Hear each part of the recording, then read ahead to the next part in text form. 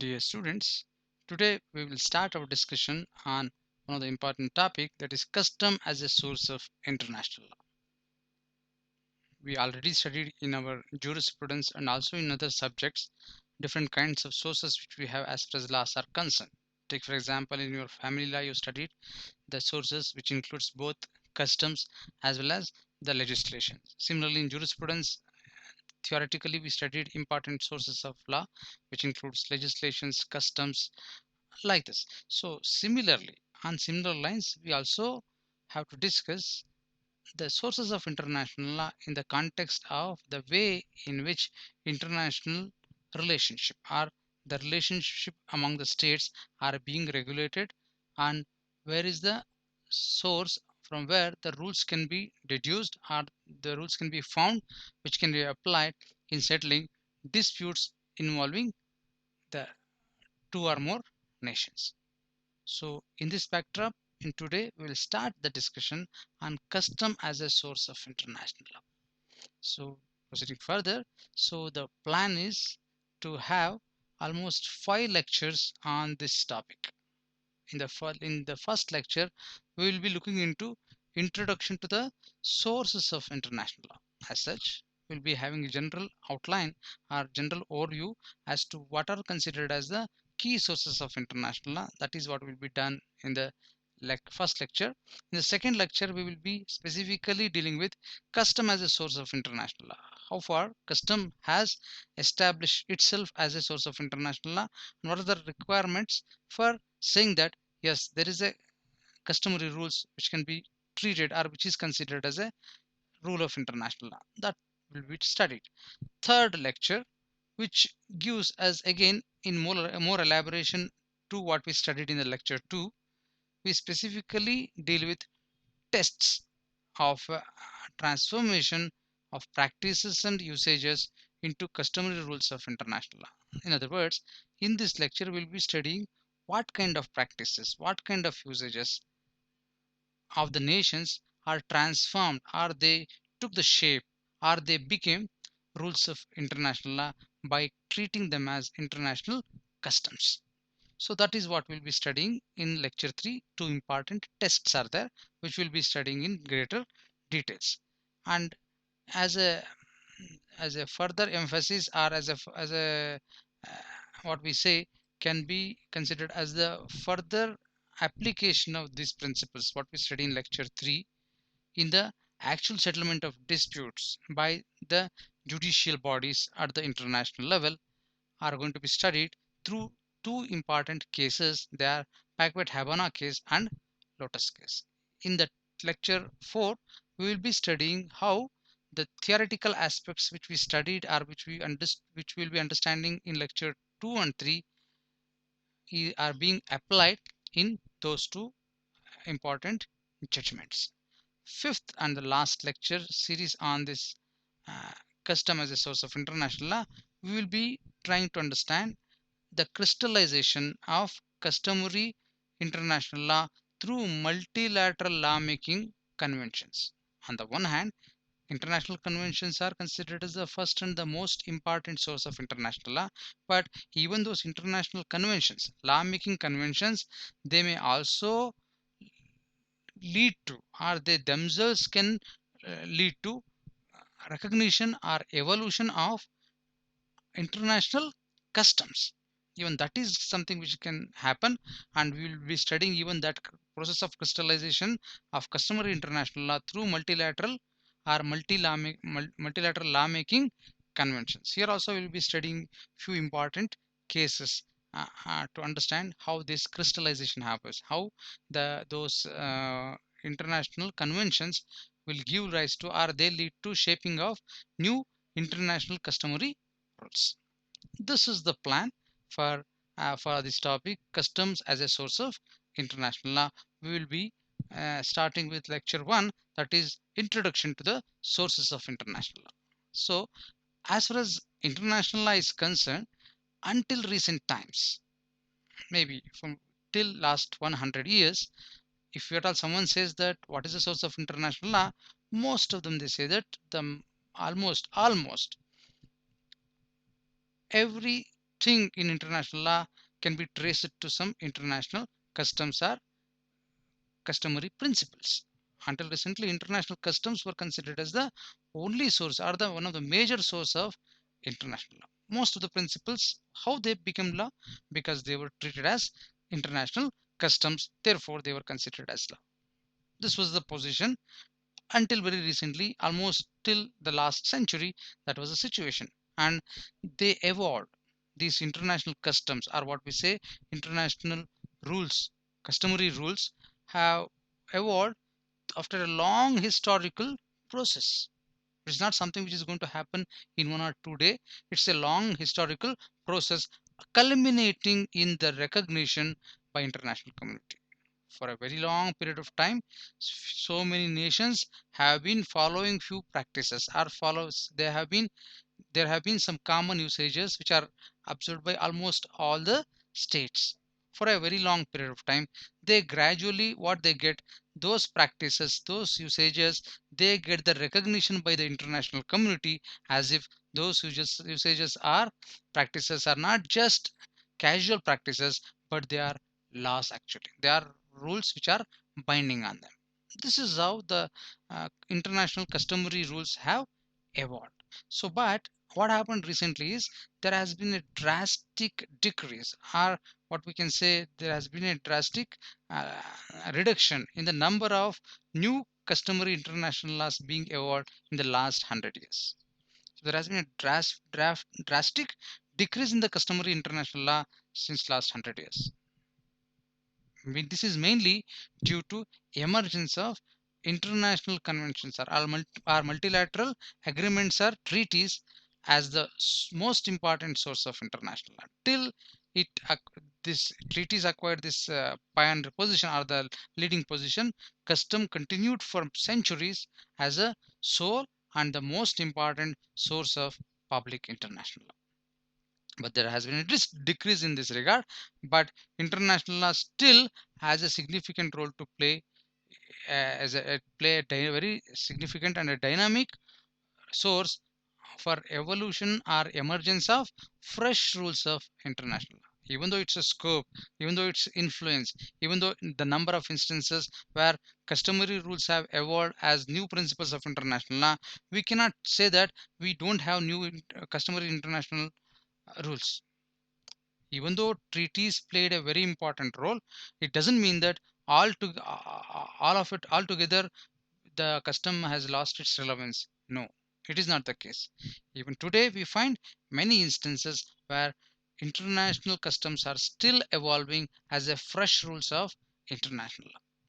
In this regard, it's of great interest for us to study some of the important instances where we can still find new international principles are being evolved based on the practices of the states or the usages of the states, which leads to emergence of new international customary rules. So customary elements or customary rules have been considered as the most ancient as well as the most modern rules of international law. We can find very recent rules which have been evolved very recently as a international practices and usages, which are now being recognized as rules of international law by the nations. At the same time, we can find initial stages of development of international law. We could find only customs as a source of international law. So this is the brief introduction as to the custom as a source of international law. Moving further is, what is the current position? Now, if at all we ask theoretically, if you ask from what is the basis to say these are the sources of law and these are not sources of international law, how to decide it? What shall be the basis? In this regard, Article 38, Clause 1 of the Statute of the International Court of Justice. International Court of Justice is of paramount importance. Today, if someone asks why you still treat custom as a source of law, why you treat international conventions as a source of law, where to find answer? Ultimately, the most authoritative statement, as I quote, so it is this Article 38, Clause 1 of the Statute of the International Court of Justice is considered as the most authoritative statement as to sources of international law of the present times.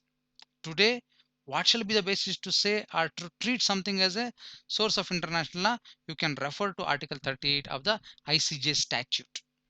There we find why we treat some of them which we study in the future as sources of international law. Let us now just have an overview or just have a brief look into the contents of this Article 38 Clause 1 of the International Court of Justice statute. Let us see that. So it says that the court, the court means the ICJ, because this is the uh, article in the statute of ICJ. So whenever it refers to court, it refers to the International Court of Justice. It says that the court whose function is to decide in accordance with international law such disputes as are submitted to it, that court shall apply following items or following things as sources of international law. Are following are considered to be following things are to be applied in deciding the case. To just uh, look into some of the significant terms which have been used in the first point. Let us see. The court whose function is to decide disputes. Ultimately, International Court of Justice is there to settle the disputes, so it has to decide the cases. Then whenever it has to decide the cases or disputes to be settled, how it is to act, that is what has been said under Article 30. It says that the court, that is International Court of Justice, whose function is to settle the disputes, how it is going to settle the disputes, it is not according to its whims and fancies, or according to some faith or some religious text. No, how it has to be settled, how to settle the disputes in accordance with international law. So International Court of Justice has to settle the disputes in accordance with international law. Of what kind of disputes? Such disputes as are submitted to it. I hope you can understand this. We should know that the jurisdiction of International Court of Justice is not compulsory. It is something which is left to the discretion of the concerned parties to the dispute. They have to submit themselves to the jurisdiction of ICJ, then ICJ will take up the case. That is the general rule. So whenever some cases are submitted to the jurisdiction of ICJ and the parties ask the ICJ to settle the disputes, then which law the ICJ shall apply? The International Court of Justice shall apply. A list has been given under Article 38 of its statute as to what should be looked into by the International Court of Justice in settling such disputes as is submitted to it. According to that article, it says that the International Court of Justice can look into these things. International conventions, those conventions can be general or particular, but what they are doing, they are establishing rules expressly recognized by contesting states. That is the first source of international law which is going to be applied by the courts, International Court of Justice, in settling the disputes which are being submitted to it. So first what the court will look into international conventions. That means international treaties, law making treaties, which may be general or particular. They may be bilateral, they may be multilateral, they may be of general importance, of universal application. So what those treaties or conventions are going to do, they are going to establish rules. They are going to create rules which are expressly recognized by contesting states. Whichever the states which are parties to the disputes, they have expressly recognized, they have accepted those international treaties or conventions. Then those are the most important things which will be looked into by the International Court of Justice to settle those disputes, because those international conventions are going to be treated as sources of international law by that body. So first thing. Then comes international customs. International customs as evidence of a general practice accepted as law. So not every custom. International custom as evidence of a general practice accepted as law.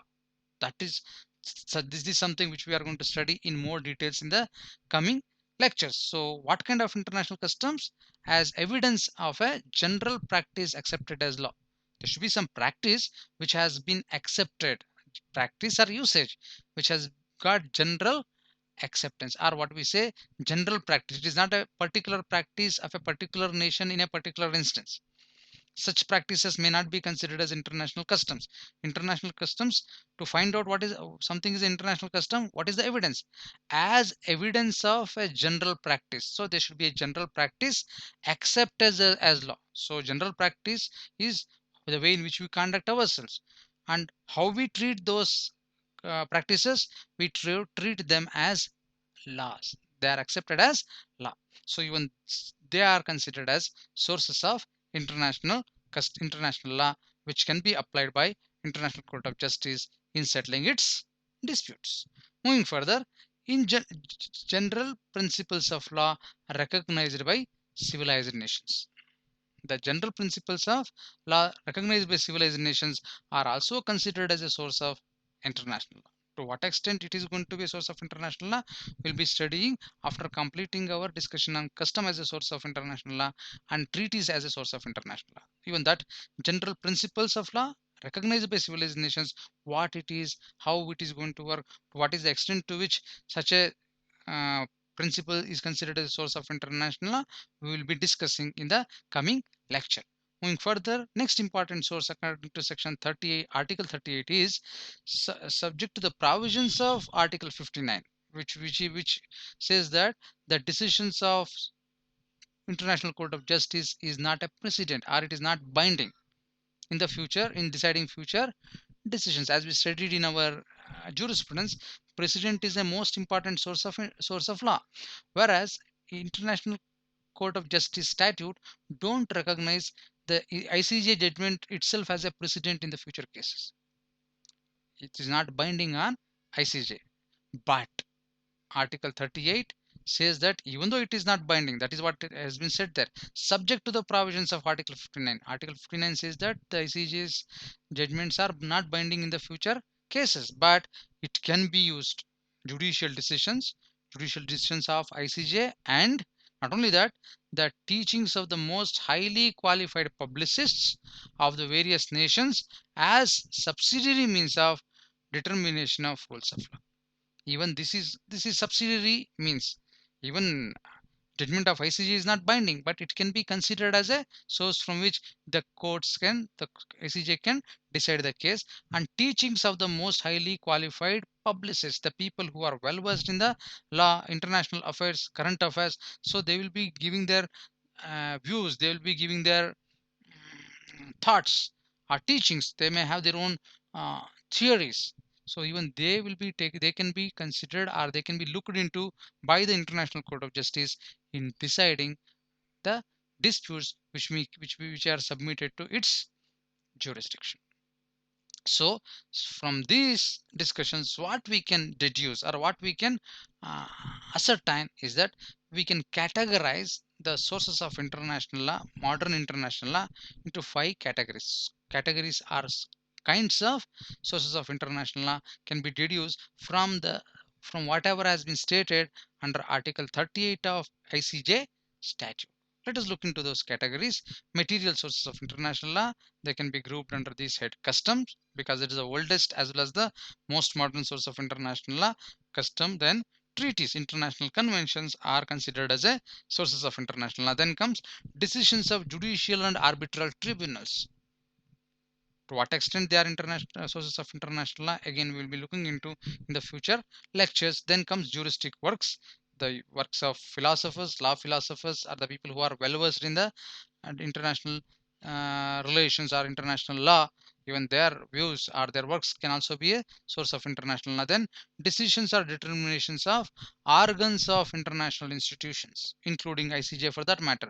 Even though it may not be authoritative or binding source, but that can be considered as a useful source from where the principles of law at the international level can be deduced, and they can be applied in settling disputes which may come before international adjudicatory authorities, or even arbitrary arbitration tribunals. So these are the categories of sources of international. In the backdrop of this, now in the next lecture we will be studying about custom as a source of international, and we will start that lecture with a, a brief understanding of difference between custom, practice and usage, and how it is going to how this difference is going to make us understand in a better way the international customary rules as a source of international. We'll start this discussion in the lecture 2. So thanks for